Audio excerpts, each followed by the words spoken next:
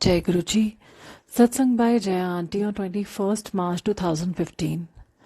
गुरु जी का हर संगत को सही पथ पर लाने का अलग अलग तरीका होता है।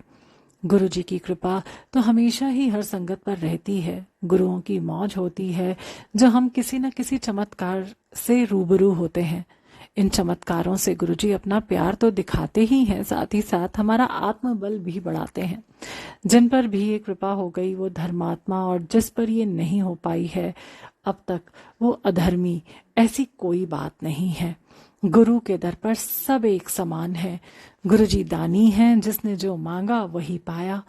हम सभी संगत गुरुजी के स्कूल के विद्यार्थी हैं, जिसे अभी नर्सरी से शुरू कर डिग्री लेनी है। ये आध्यात्मिक विकास इतना धीरे धीरे होता है कि हर वक्त हम संशय में रहते हैं कि हम में कोई परिवर्तन आया या नहीं। इस यात्रा के कुछ अनुभव शेयर करती हूँ। एक संगत आंटी घर बार पर कम ध्यान, गरीबों की सेवा पर अपनी रात दिन लगा रखा है। स्वाभिमान से अपनी सेवा को अपना बल मानती, लाखों का लेन देन पर एक दिन 1-2 हज़ार रुपए के लिए लोगों के शक के दायरे में ला दी गईं। सही थी, जवाब दे दिया, पर इस घटना से वो हिल गईं कि ये क्या हुआ और क्यों हुआ।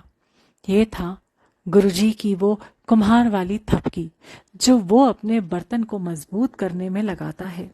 आंटी समझ गई कि जिस सेवा को अपनी ताकत समझ रही थी वो तो बस गुरुजी की कृपा है, वरना हमारी क्या बिसात कि हम किसी की कोई सेवा कर सकें।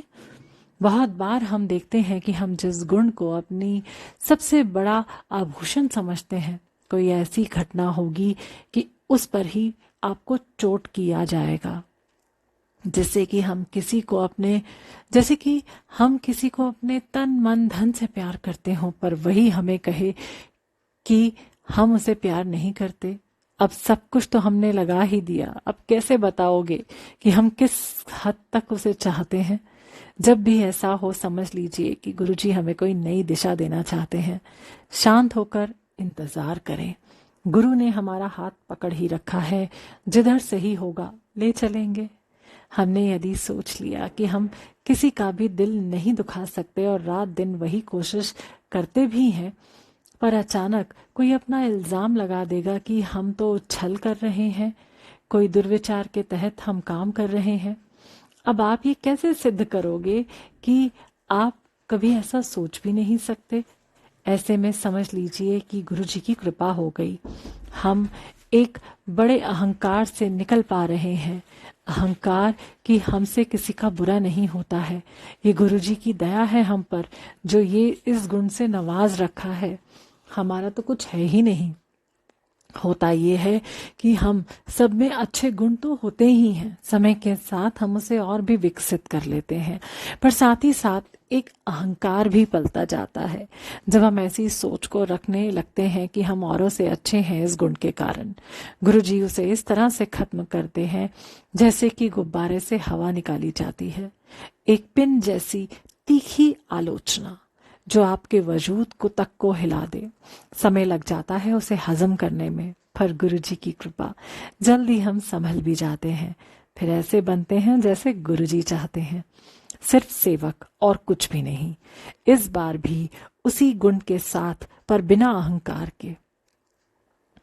यही कारण है कि हमें किसी को अच्छा या बुरा नहीं कहना है, न ही समझना है। सब माया है। हम तो बस गुरु के सेवक ही बन सकते हैं। जिस किसी पर या गुण पर अपना हक समझ लिया वही सबसे पहले हमसे अलग होगा। बरसों से जिन भ्रांतियों में हम जीते होते हैं, पल भी नहीं लगता उन्हें चकनाचूर होने में। हमारी गुरुजी से प्रार्थना होनी चाहिए कि उठाओ या गिराओ, बस लगाए रखना अपने चरणों से। जय गुरुजी।